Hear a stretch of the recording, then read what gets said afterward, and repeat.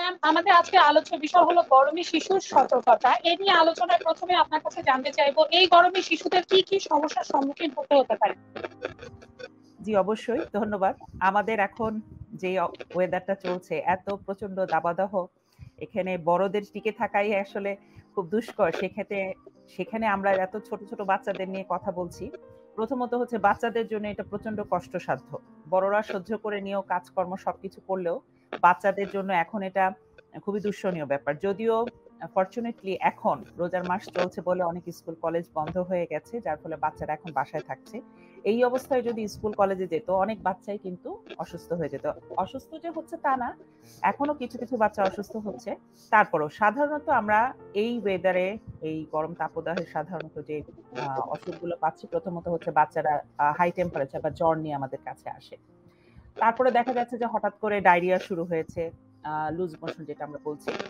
তারপর ডিহাইড্রেশন বা পানি শূন্যতা হচ্ছে। পেশাব কমে যাচ্ছে, বাচ্চা বেশি পানি খাচ্ছে না, উইক হয়ে পড়ছে, জেনারেলাইজড উইকনেস যেটা বলছি। আবার ঠান্ডা কাশিও শুরু হয়ে যাচ্ছে। কারণ এত গরমে বাচ্চা ঘামছে, যার ফলে তার শরীরে ঘামগুলো বসে গিয়ে ঠান্ডা সৃষ্টি হচ্ছে। তারপর সেই কমন কোল্ড বা ঠান্ডা কাশিটা যখন বেশি মাত্রায় কোনো বাচ্চা আক্রান্ত হচ্ছে, অবশ্যই সেটা ভাইরাস বা দিয়েই হয়। সেক্ষেত্রে নিউমোনিয়াতেও আক্রান্ত হতে দেখছি আমরা কিছু, কিছু বাচ্চাকে।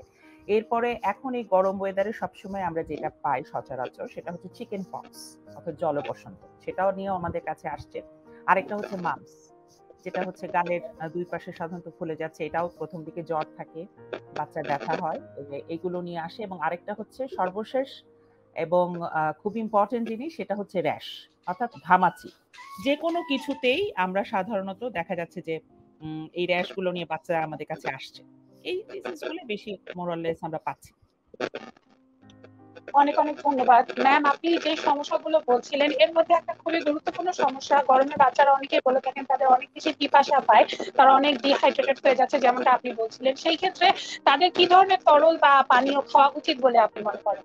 হ্যাঁ, অবশ্যই। কারণ বাচ্চাদের এখন যে জিনিসটা হচ্ছে প্রচন্ড ডিহাইড্রেশন বা পানি শোধনা। সেক্ষেত্রে আমরা সবসময় প্যারেন্টসদের বা বাবা-মাকে পরামর্শ দিচ্ছি যে ঘন, ঘন তরল জাতীয় খাবার দিতে এবং বেশি, বেশি করে পানি খেতে। একবারে এত পানি খাওয়ার দরকার নেই, বারবার দেন।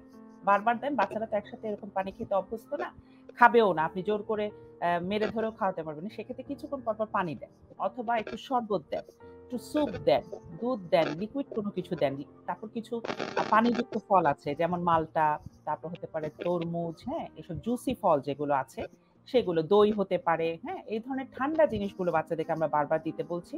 আর অবশ্যই আরেকটা ফ্যাক্টর হচ্ছে রেগুলার বাথিং অর্থাৎ গোসল করাতে বলছি গরমে। অনেক বাবা-মাই আছেন যে প্রতিদিন গোসল দিতে চায় না। কিন্তু আমি বলব এই ধরনের গরমের মধ্যে অবশ্যই প্রতিদিনই তাদেরকে গোসল দিতে হবে। হ্যাঁ? এটা পরিষ্কার পরিচ্ছন্নতাও, তাদের শরীরের তাপমাত্রাও ঠিক থাকবে। অতিরিক্ত গরম হয়ে যাচ্ছে শরীর, সেক্ষেত্রে তার কিছুটা সহনশীলতা হবে। আর ওই লিকুইড যে আমি আ খাদ্য বা পানীয়গুলো বললাম সেগুলো ঘন, ঘন খাওয়াতে হবে। আর স্বাভাবিক খাবারগুলো তো তারা পাশাপাশি খাবে।